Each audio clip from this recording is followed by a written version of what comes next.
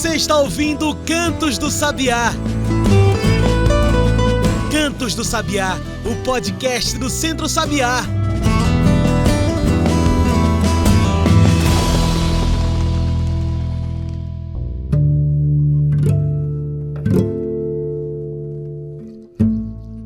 Antes que o mês acabe, o Cantos do Sabiá vem falar sobre saúde mental e o Setembro Amarelo. Em 2003, a OMS, a Organização Mundial da Saúde, declarou o dia 10 de setembro como Dia Mundial de Prevenção ao Suicídio. Amarelo em atenção, em vigilância, em memória ao jovem que perdeu a sua vida, mas que acabou trazendo essa renovação, um movimento todo, para que a gente possa observar com mais cuidado, com mais atenção e afeto as questões da mente, da prevenção ao suicídio. Estamos em pleno Setembro Amarelo, um mês todo dedicado a fazer conversas que mostrem caminhos de esperança, de união, de atenção para quem convive com esses conflitos, seja um idoso, uma jovem, todas nós. Está na hora de criar raízes para fortalecer o debate, tirar o tabu e conversar sobre saúde mental, juventudes e o Setembro Amarelo. Eu sou João Lucas e está começando agora o Cantos do Sabiá, nosso podcast semanal sobre campo, cidade e o mundo. E aí, vamos conversar? Vamos conversar?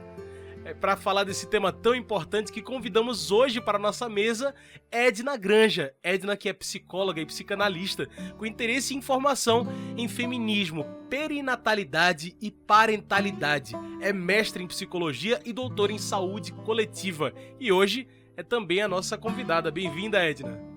Olá, muito prazer estar aqui com vocês hoje, falando de um tema tão importante. Que massa, Edna. E assim, já pra gente abrir nessa conversa, o que é um mês do Setembro Amarelo? O que ele representa quando a gente fala disso, né, de saúde mental? O Setembro Amarelo é uma oportunidade para a gente produzir visibilidade para a saúde mental e para a importância de cuidarmos dessa saúde. Sim. Efetivamente, mais do que um mês, a gente precisaria de um tempo onde importasse estarmos bem, nos cuidarmos, onde tivéssemos qualidade de vida e condições de vida que nos permitíssemos a saúde mental. Efetivamente, reservar apenas um mês para isso pode ser um problema. A gente tem algumas ressalvas ao Setembro Amarelo hoje, né? Aos efeitos do Setembro Amarelo, mas não deixa de ser uma oportunidade.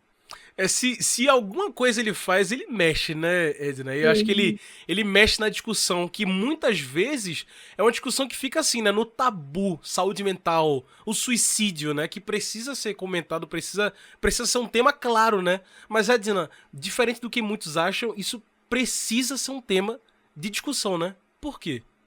Porque no final das contas a gente ainda vive em um mundo onde a saúde é considerada somente em sua dimensão física, fisiológica. Então, se você sofre um acidente, João, se quebra todinho, vai ser de boa ficar em casa, ir no médico, procurar ajuda. Mas se você se quebra emocionalmente, isso lhe gera vergonha. Isso muitas vezes não é legitimado pela sua família, pelas pessoas que estão ao redor. É frescura, né? Que bobagem. E aí, deixa isso pra lá, bola pra frente. Bola pra frente, vida que segue, né? E eu sinto que isso acaba fazendo com que alguns casos agravem e cheguem ao suicídio. Eu sou de uma família sertaneja, né? Meu pai, minha mãe, todo mundo é de Triunfo. Eu nasci na capital por desacato, mas numa família sertaneja há uma certa valorização do suor e uma naturalização da dor. Tem que ser sofrido. Se não for sofrido, não valeu, vale, né? Não vale a pena, né? E muitas vezes, diante do sofrimento, vem a fala, bora, resolve, né? Tá bom, deixa de sofrer. Sim. E quando a gente está falando de adoecimento do ponto de vista psíquico, a gente está falando de coisas que não vão se diluir no bora, fique bem, né? E aí são essas coisas que merecem atenção.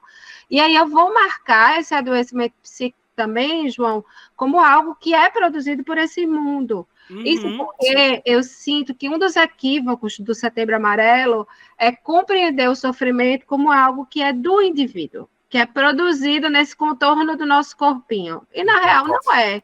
O sofrimento, de onde eu vejo, ele é político. E dizer que o sofrimento é político é dizer que ele faz parte, está posicionado nesse mundo. Nossa, Então, muito importante isso, Edna. muito importante, né? Porque, vez por outra, eu escuto no consultório pessoas falarem, ai, porque eu não consigo, eu não dou conta. Você não dá conta, porque tem coisas nesse mundo que não se dá conta mesmo, né? É difícil, é duro, e não vai rolar, né? Você vai precisar criar formas Uhum. de lidar com isso de algum jeito para que você não adoeça, não quebre e não perca sentido. Mas, efetivamente, tem coisas nesse mundo que não são sustentáveis, né, João? Pois é. E isso que você traz, Edna, é perfeito, porque nos últimos anos, inclusive, a gente viveu um turbilhão de coisas, desde crises políticas, econômicas, climáticas e também de saúde com a pandemia da Covid-19. Isso, sem dúvida, influencia, né, Edna, em nossa saúde mental. O que isso tudo, assim, claro que não dá pra trazer um resumo, né, mas o que isso revelou pra gente? Você trouxe muitos fatores aí, cada um deles valeria um programa, mas eu vou me deter a dois: a pandemia e as ameaças climáticas. A pandemia, especialmente, a OMS, né, Uhum. os órgãos de saúde, anunciavam já lá, no ápice da pandemia, que estávamos diante de uma epidemia oculta, que dizia respeito às repercussões do ponto de vista da saúde mental, que a gente não conseguia mensurar ainda naquele momento e que talvez hoje a gente ainda não saiba mensurar. Porque conviver com ameaça de morte coletiva, Isso. como foi a pandemia, é algo que repercute muito, sem contar com os efeitos dos isolamentos, sem Uhum. contar com os lutos, o luto coletivo e os lutos vivenciados por cada família. Sim. Então, efetivamente, a gente ainda não sabe a dimensão desse impacto, mas ele existe, né? Eu percebo, João, na minha escuta, sobretudo na minha escuta na clínica, que a gente está no momento onde as pessoas estão resgatando a capacidade de sonhar, porque efetivamente essa capacidade de sonhar foi perdida. Afinal de contas, a gente tinha que somente sobreviver, né? É E vamos verdade. combinar que muitos não sobreviveram. Exato, Então, exatamente. esse resgate da capacidade de sonhar recomeça agora com a tarefa importante de elaboração de luto, de uma vida que não existe mais, inclusive porque teve pessoas que mudaram esquema de trabalho, porque a pandemia trouxe muitas mudanças nesse Sim. sentido. Isso aqui que a gente está vivendo, né? Gravar um programa dessa ordem, talvez não fosse assim antes da É pandemia. verdade. Algumas pessoas perderam pessoas, enfim, a gente está tendo que se reconfigurar. E de Só repente a vida voltou, né? Assim, uma hora todo mundo preso, de repente volta. Volta como? Como assim volta, né? Pois é, eu ainda tenho vários TikToks Uhum. de higiene, de coisas que eu adquiri na pandemia, assim, Sim. coisas que não faziam nenhum sentido, mas que eu adquiri, ansiedades e por aí vai. E eu acho que as ameaças climáticas, elas têm um lugar parecido, sabe? Assim, como é que a Tem gente mesmo. vive com a compreensão que o mundo vai acabar, que o Brasil vai pegar fogo, né? Ou que a casa que você mora, que é perto de um rio, de uma barragem, talvez não exista mais, Uhum. né? É mais uma vez uma situação de ameaça de existência. E aí a gente precisa estar muito fortalecido emocionalmente mesmo para a gente continuar encontrando sentido na vida. O que a É gente verdade. percebe é que isso chega no consultório de duas formas: como ansiedade, diante da Uhum. condição de ameaça, e também como depressão, né? Porque um dos sintomas mais importantes da depressão, que a gente chama de anedonia, diz do esvaziamento de sentido. As pessoas falam, mas por que eu vou fazer isso? Se já, daqui a 50 anos, lascou tudo, eu não tenho o que fazer. Uhum. Né? Então, e ainda tem um tipo, né, de depressão, que é a depressão mista, o transtorno depressivo misto, Hum. é uma misturinha daquilo que comumente está atrelado ao depressivo com sintomas de ansiedade, né? Ou seja, é uma misturinha dessas duas coisas. Então, efetivamente, isso está repercutindo de uma forma parecida com que a pandemia e aquela ameaça de morte Uhum. produziu. E eu acho que continuamos num lugar de desamparo social importante, né? E que só potencializa tudo isso. É como se a gente sentisse que não tem ninguém por nós. E até tem. Hoje a gente vive uma condição um pouco melhor do ponto de vista político, mas ainda é muito aquém, né, de um Estado que garanta nossos direitos, que nos proteja, que esteja pensando, implementando mudanças reais, né? E que encare saúde mental como saúde também, né? Mais uma vez voltando para aquela coisa, né? A saúde não sendo só, quebrei um braço, eu estou gripado. Não, a saúde que é da mente, né? Também sendo encarada dessa saúde mental importa, né? Isso. E olha, para as juventudes não é diferente. Então, um recorte de 10 anos, de 2011 a 2022, uma pesquisa da Fiocruz apontou que as taxas de suicídio cresceram em 6% no Brasil, mais de 20% a mais quando o recorte é juventudes. Dá para enfrentar esse mal que já faz parte do cotidiano de tantas jovens? E como enfrentar, né? Pensando nisso que você trouxe, né? O problema talvez não seja nosso, individual, né? Mas maior do que nós. É isso. Inclusive porque eu acho que a juventude hoje tem desafios de significação da vida, em função também dessas ameaças.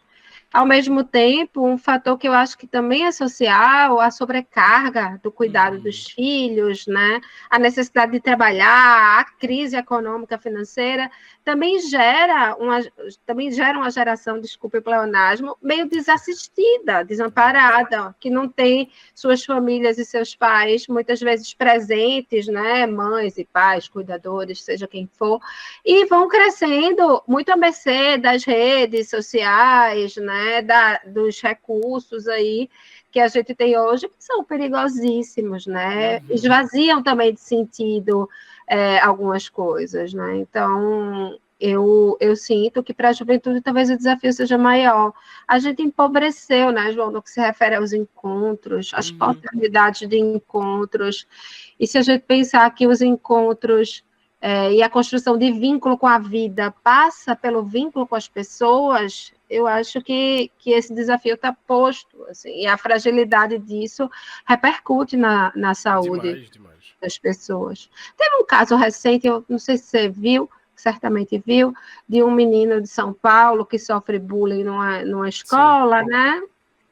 E que ele acaba se suicidando, assim. Aquele caso me toca bastante, menos pela realidade que é diferente da nossa em parte, né? Mas, sobretudo, porque aquele menino, ele vivenciava uma situação, certamente, né? Uma sensação de não pertencimento e desintegração, né? Não vinculação. Certamente ele não teve nenhum vínculo que sustentasse a vida dele, né? Sim. E eu acho que isso é muito recorrente para a juventude, né? Essa sensação de não pertencimento, de desintegração, e aí é difícil sustentar a vida mesmo, né? É verdade. E as juventudes devem ser protagonistas, mas não de números tão tristes, né? Edna, a agroecologia, né, que é esse lado de cá que a gente tanto defende, de produção, de alimentação, mas também de convivência, né, com a natureza, ela fala muito dessa integração, de uma comissão, por exemplo, de juventudes que se junta e faz trabalho juntos também. Eu te pergunto, pensando nesse recomeço, né, que a gente falou, do pós-pandemia, o que dizer a uma juventude que está adoecida, que busca caminhos depois de tantas crises, mas ainda, né, nessa ansiedade que é ambiental também. E eu fico pensando, sabe, João, que a gente tem uma tarefa massa, que é reconstruir o mundo.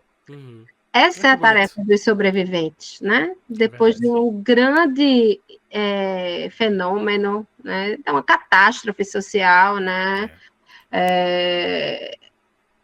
Para quem fica, a tarefa é essa, né? Quem sobreviveu precisa reconstruir o mundo dos sobreviventes. E que mundo é esse, né? Eu gosto de pensar que essa reconstrução do mundo, ela é macro, sim. Ela tem a ver com nossas escolhas políticas, com quem a gente vota, a nossa implicação nisso. Mas ela também é micro. Quando a gente fala em social, a gente também está falando das nossas micro-relações, da nossa relação com as nossas famílias, da nossa relação, dos nossos relacionamentos amorosos, da nossa relação com a comunidade, né?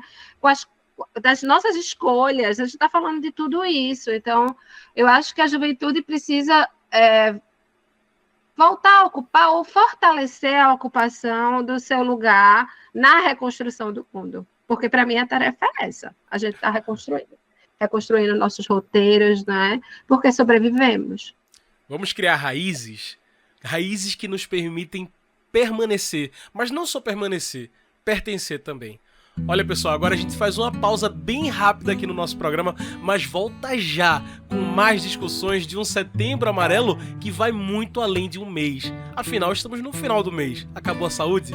Jamais. Fica aí, a gente volta já.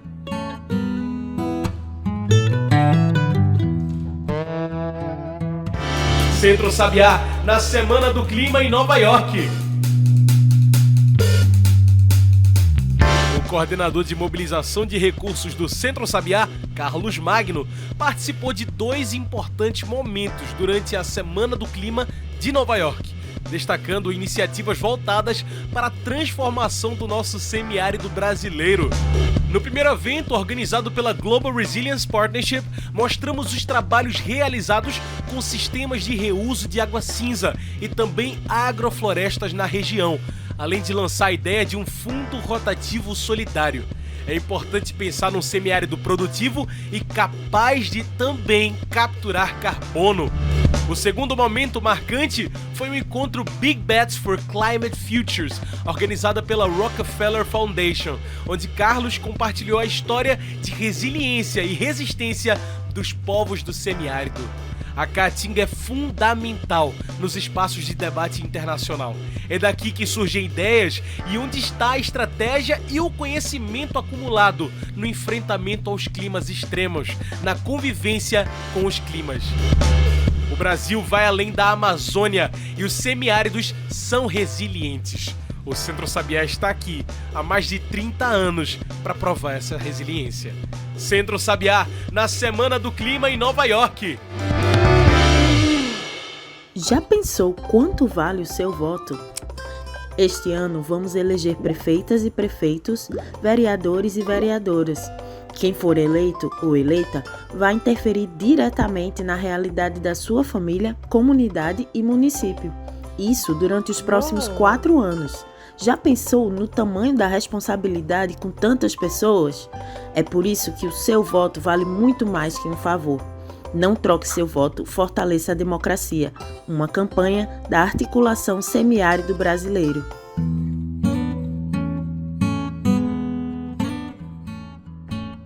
Estamos de volta, a gente segue aqui conversando com Edna Granja. Hoje, nosso assunto é saúde mental e o Setembro Amarelo.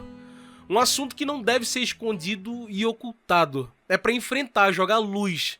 Edna, mas é uma situação que faz muitos de nós nos sentir isolados mesmo, né? Sós. Como que a gente identifica, né? E precisamos de ajuda e como procurar ajuda mesmo quando a gente se vê nessa situação, né? Muita gente fica sem saber o que fazer quando se vê nessa dificuldade, na depressão, na ansiedade. O que fazer? A gente tem alguns sinalizadores, né, que a coisa não está correndo muito bem. Por exemplo, o sono, tentando partir do mais simples, é um grande sinalizador, assim. Quando você está dormindo, quando você está com alguma perturbação do sono pode ser dormir demais, dormir de menos, dormir e acordar no meio da noite, dormir e acordar cansado, exausto, né? Dormir e acordar com a sensação que não dormiu. Tudo isso é alteração do sono. O sono é algo muito sensível.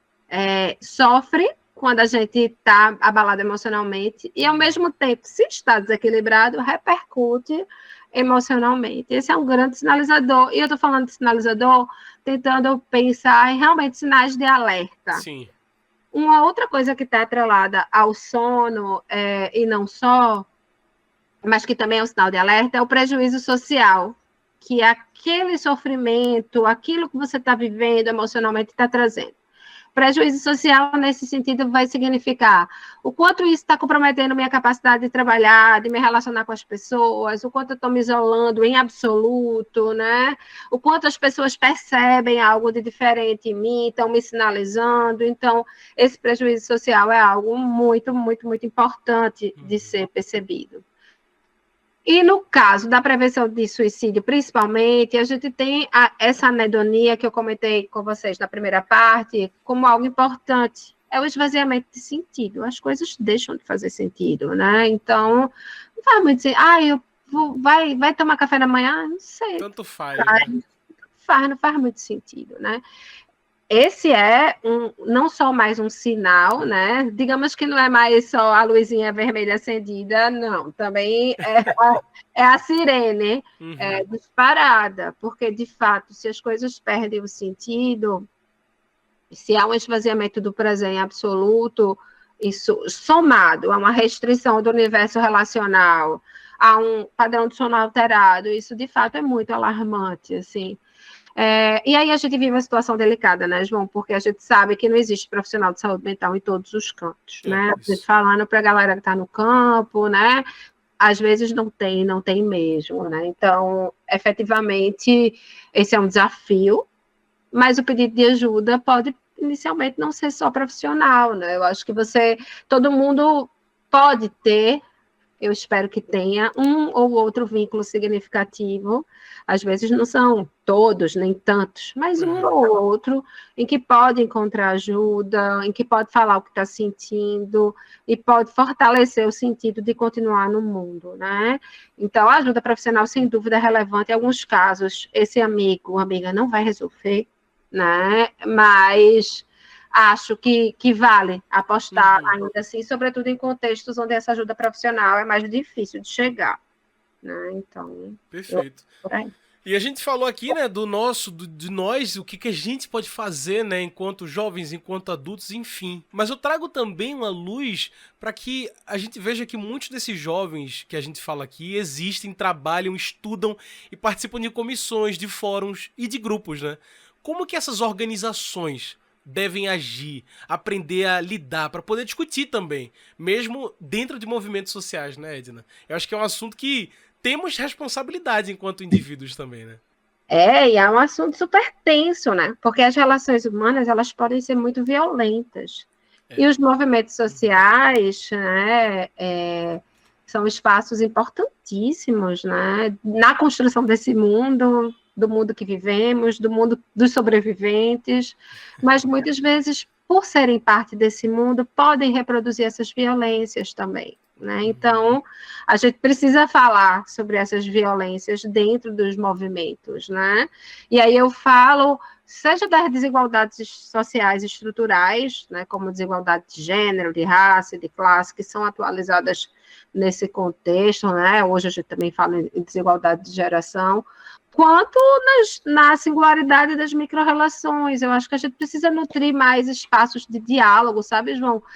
E aí, quando eu falo diálogo, eu estou tentando resgatar a compreensão que Paulo Freire traz sobre diálogo, né? Na verdade, Paulo Freire, ele vai além, né? Ele vai dizer que amor é diálogo, porque ele vai convocar a gente a pensar que, se a gente parte do pressuposto que o diálogo consiste nesse baixar as defesas, permitir se misturar com o outro ao ponto de construir algo novo a partir daí, só faz isso quem ama, né? Quem está disponível para amar, né? Então, pensar que o amor é diálogo é somente ressaltar o quanto essa disponibilidade de mistura é importante e, às vezes, custosa, e é pouco frequente. A gente conversa mais do que dialoga, nesse sentido paulo freireano, e eu acho que os movimentos sociais, por fazerem parte desse mundo, também sentem isso, né? E aí, muitas vezes,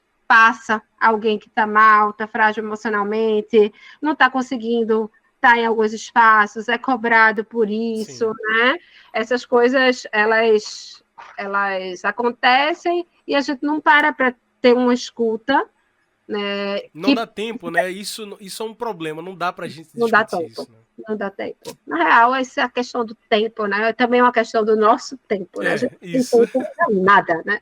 E, efetivamente, esse tempo do diálogo e da mistura fica muito comprometido.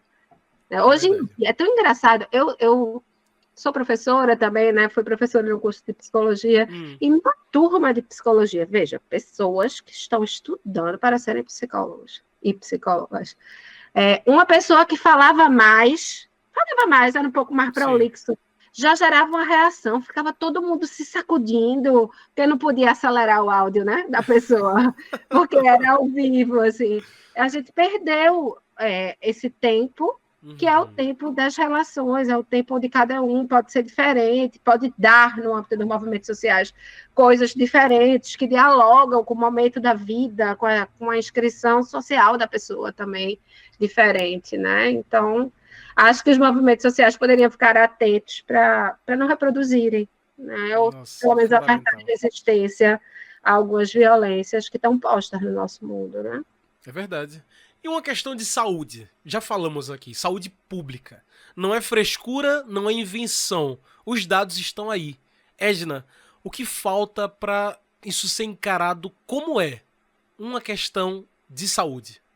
É uma grande pergunta, né? Pergunta de milhões, porque efetivamente a gente ainda vive uma sociedade muito medicalizada, né? Quando a gente fala de medicalização, a gente não está falando de médico, a gente está falando da manutenção do saber biomédico, que é uma forma de explicar o mundo, as coisas, os adoecimentos, não é? Então, é isso, a pessoa se quebra toda, tem um acidente, se quebra toda, vai requerer atenção. Se ela se quebra emocionalmente, ela não tem essa atenção. Então, eu acho que em termos de políticas públicas, João, a gente até avançou muito no que se refere à saúde mental. A gente saiu de uma perspectiva exclusivamente hospitalocêntrica, a gente começou a pensar a saúde mental de uma forma comunitária, mas é muito importante dizer que esse processo de avanço não é linear. Vez por outra, se quer reacender aí os manicômios, vez por outra, a gente acaba internando instituições que não são de internamento, enfim, né? Nenhum processo de avanço é linear, e o que se tem, o que se construiu, ainda é pouco para o que a gente precisa. E eu estou falando o que a gente precisa, porque eu acho que a gente precisa trabalhar a saúde mental não só do ponto de vista do tratamento, a gente precisa trabalhar a saúde mental do ponto de vista da promoção, né, da promoção de saúde, para que a gente evite adoecimentos. E aí a gente está falando de políticas públicas específicas, sim, no âmbito da saúde mental, mas estamos falando também em qualidade de vida, né? Porque em moradia, né, em terra, em alimentação, né? Porque se não tiver isso, olha só, não tem saúde mental, não tem como ter, né? Muito bem. Como nossa conversa está chegando nos finalmente, Edna, eu trago o quadro que sempre está presente aqui no fim dos nossos debates. É o Mete o Bico. Mete o Bico é onde o convidado ou a convidada trazem seus pontos finais e metem o bico na questão. Edna, logo no comecinho da nossa conversa você falou de um tal de esperançar, né? Voltamos a sonhar novamente. Acreditar que temos saída, que temos caminhos também, né? Que você que está me ouvindo e precisa ouvir isso, você não está só. Edna, hoje, como já falamos, muitos convivem com esses problemas, com a mente cheia desses pensamentos, ou que conhece alguém que passe por isso, ou alguém que morreu por conta disso. Que mensagem você deixa para que a gente possa pensar nisso tudo, com esse olhar de esperança, nesse caminho de um sonhar, né? Mete o bico. Nossa, eu acho, João, que a capacidade de desejar é o que a gente tem de mais importante. Nós somos sujeitos de desejo, nós desejamos e por desejar, nós nos movemos e realizamos. O desejo só existe porque existe uma condição de falta. A falta é uma condição que para nós é constituinte, é como se sempre estivesse faltando algo. Mas se é uma condição que é constituinte, tudo bem, vamos nessa. Vamos seguir desejando, encarar essas faltas, né? Quase como a utopia de Galeano, né? Como algo que move a gente, que leva a gente, né? Eu sinto que a capacidade de desejar, ela é facilmente comprometida, arranhada, porque viver é duro demais. Todos nós carregamos essa bola de ferro pesada que tem a ver com os nossos trampos cotidianos. Mas eu sinto que a gente consegue, a gente pode, deve ir atrás das brechas para que a gente encontre e a gente mantenha viva a nossa capacidade de desejar. É muito comum, sobretudo na juventude, o ato de se apaixonar, né? E eu acho essa uma das belezas da juventude, assim. Só que as paixões, elas não precisam e não são somente amorosas, relacionadas a pessoas, né? Eu gosto de pensar que o ato de se apaixonar tem a ver com a nossa capacidade de desejar, e a gente pode se apaixonar por muita coisa. O mundo é vasto e é possível. E eu aposto que é essa energia do apaixonamento, da nossa capacidade de desejar, que vai nos mover e vai fazer a gente continuar encontrando sentido para viver, né? O sentido não está posto, não está dado, né? O sentido é algo que a gente constrói na nossa relação com as outras pessoas, com o mundo, e a gente pode sempre construir sentidos para viver. Eu acredito muito nisso, né? Embora reconheça o quanto é difícil manter essa capacidade a todo vapor. A gente cansa um pouquinho, para um pouquinho, mas eu acredito que é sempre possível retomar.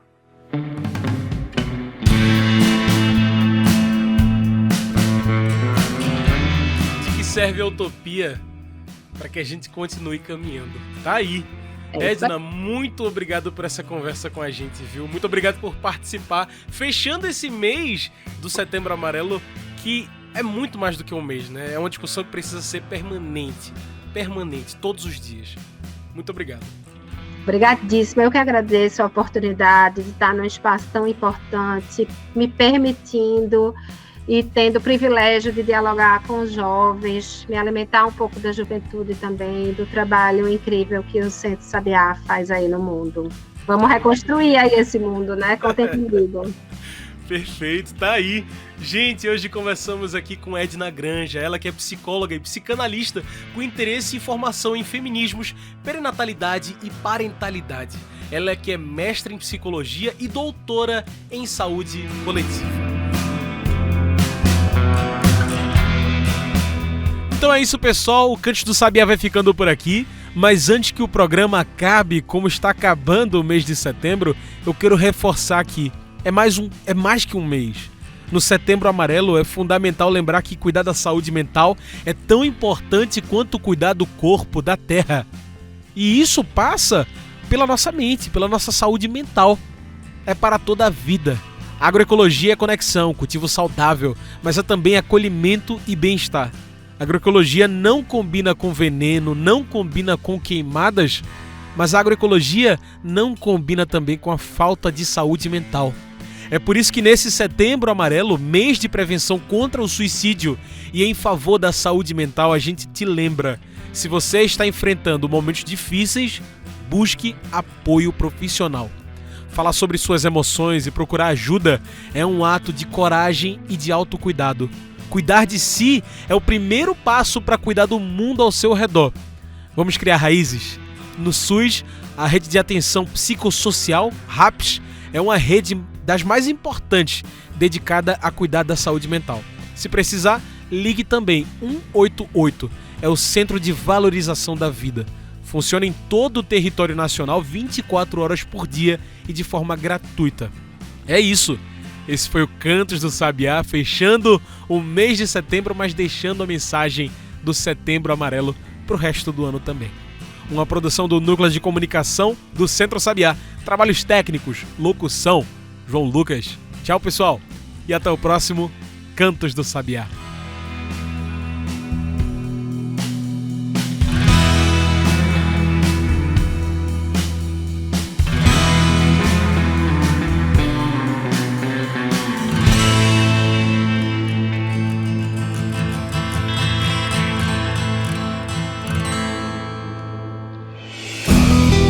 Você ouviu Cantos do Sabiá. Cantos do Sabiá, o podcast do Centro Sabiá.